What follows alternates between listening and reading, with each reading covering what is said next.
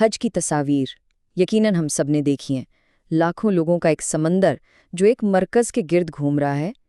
لیکن کبھی سوچا ہے کہ کیا یہ صرف ایک مذہبی رسم ہے یا ان مناظر کے پیچھے کوئی بہت گہرا پیغام بھی چھپا ہے؟ چلیے مل کر سمجھتے ہیں کہ حج صرف ایک سفر سے کہیں زیادہ کیوں ہے۔ تو سب سے پہلے لفظ حج کا مطلب کیا ہے؟ لغوی طور پر دیکھیں تو بہت سادہ ہے، سفر کا ارادہ کرنا، لیکن اس کا اصل مفہوم اس سے کہیں گہرا ہے۔ مذہبی اصطلاح میں یہ صرف ایک سفر نہیں بلکہ اسلام کا ایک بنیادی ستون ہے، کچھ خاص رسومات جو ایک خاص وقت اور ایک خاص جگہ پر ادا کی جاتی ہیں، اور یہی وہ بنیاد ہے جس پر باقی سب کچھ تعمیر ہوتا ہے۔ اور دیکھیں، قرآن کی یہ آیت حج کی پوری روح کو بیان کر دیتی ہے۔ یہاں صرف عبادت کا حکم نہیں دیا جا رہا، بلکہ کہا جا رہا ہے کہ لوگ آئیں تاکہ اپنے لیے بہت سے فائدے دیکھیں۔ یہ ایک بہت اہم اشارہ ہے کہ حج صرف رسومات کا نام نہیں، بلکہ اس میں انسانوں کے لیے حقیقی ٹھوس فائدے چھپے ہوئے ہیں۔ تو پھر سوال یہ اٹھتا ہے کہ قرآن جن فوائد کی بات کر رہا ہے وہ آخر ہیں کیا؟ کیا یہ صرف کوئی روحانی سکون ہے یا اس سے بھی کچھ بڑھ کر ہے؟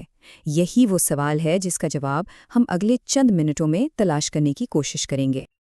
لیکن ان فائدوں تک پہنچنے سے پہلے یہ سمجھنا ضروری ہے کہ حج کی اسلام میں اتنی اہمیت آخر ہے کیوں؟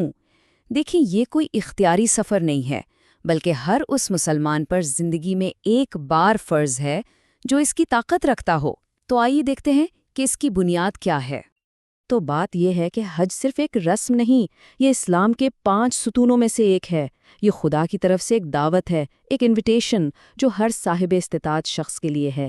یہ بندگی اور اطاعت کا سب سے بڑا اظہار ہے، اور یہ کوئی ایسی چیز نہیں جو وقت کے ساتھ ختم ہو جائے۔ یہ دعوت قیامت تک تمام انسانیت کے لیے ہے۔ اچھا، تو یہ تو ہو گئی حج کی بڑی تصویر، دی میکرو ویو۔ لیکن ذرا سوچیں، ان لاکھوں لوگوں کے ہجوم میں ہر ایک شخص، ہر ایک فرد اپنا ایک الگ ذاتی سفر بھی تو طے کر رہا ہوتا ہے۔ تو چلیے اب ذرا زوم ان کرتے ہیں اور اس انفرادی روحانی تجربے کو قریب سے دیکھتے ہیں۔ اپنی بنیاد میں یعنی ایٹ اٹس کو حج ایک اندر کا سفر ہے۔ یہ دنیا کے شور شرابے سے نکل کر اپنے اندر جھانکنے کا اور اپنے رب سے تعلق کو مضبوط کرنے کا ایک نایاب موقع ہے۔ یہ اصل میں خود کو بدلنے کا سفر ہے۔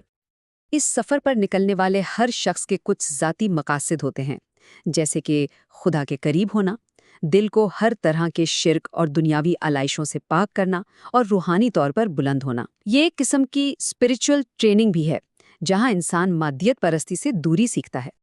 لیکن یہاں ایک بہت ہی امیزنگ چیز ہوتی ہے۔ جب لاکھوں لوگ جو سب اپنے اپنے ذاتی روحانی سفر پر ہیں، جب وہ ایک ہی وقت میں ایک ہی جگہ پر اکٹھے ہو جاتے ہیں تو کیا ہوتا ہے؟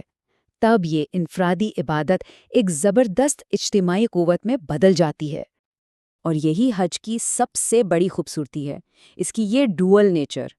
ایک طرف تو یہ ہر انسان کا بالکل ذاتی روحانی سفر ہے، دل کو صاف کرنے کا سفر، اور دوسری طرف وہی انسان اچانک ایک عالمی برادری، ایک گلوبل کمیونٹی کا حصہ بن جاتا ہے، جہاں ہمدردی اور ایک دوسرے سے بات چیت کو فروغ ملتا ہے۔ ذرا تصور تو کریں، الگ الگ رنگ، الگ نسلیں، الگ الگ زبانیں بولنے والے لاکھوں لوگ، لیکن سب ایک ہی جیسے لباس میں، اور مقصد بھی صرف ایک۔ جب ایسا ہوتا ہے نا تو سارے فرق مٹ جاتے ہیں، اور اسی ماحول میں اتحاد پیدا ہوتا ہے، ہمدردی پیدا ہوتی ہے، اور یہی اس پورے اجتماع کی اصل روح ہے۔ کبھی سوچا ہے کہ حج کسی بھی وقت یا کسی بھی جگہ کیوں نہیں کیا جا سکتا؟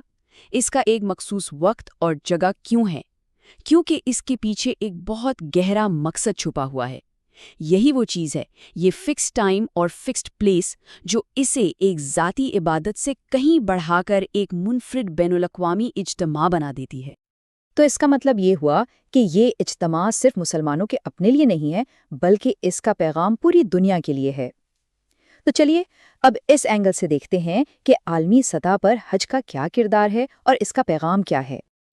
اب یہ ایک بہت بڑی بات ہے۔ حج کا اعلیٰ مقصد صرف عبادت نہیں، بلکہ ایک بہتر معاشرے کی تشکیل اور ہر قسم کے ظلم کی زنجیروں سے آزادی حاصل کرنا ہے۔ اس کا مطلب تو یہ ہوا کہ اس اجتماع میں حقیقی دنیا میں تبدیلی لانے کی صلاحیت ہے۔ اور یہ تبدیلی اچانک نہیں آتی، اس کے کچھ مراحل ہیں۔ شروعات ہوتی ہے ایک فرد کی روحانی اور اخلاقی تبدیلی سے۔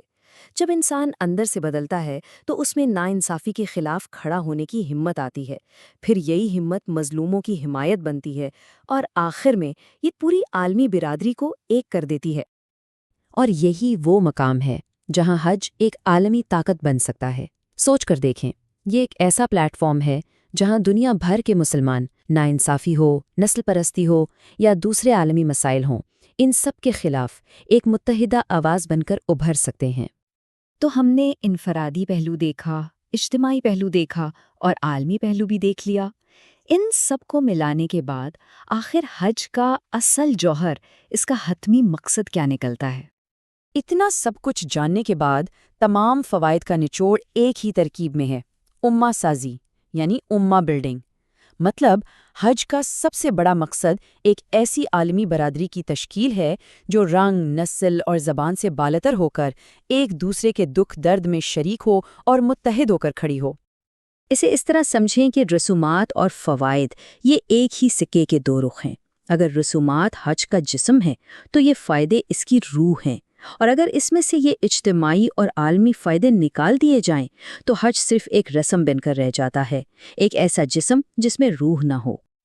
تو آخر میں حج ہمیں ایک بڑے آفاقی سوال پر لا کر چھوڑتا ہے کہ جب کوئی بھی انسان ایک مشترکہ مقصد کے لیے اکٹھے ہوتے ہیں تو ان کی اجتماعی طاقت کی کیا واقعی کوئی حد ہوتی ہے؟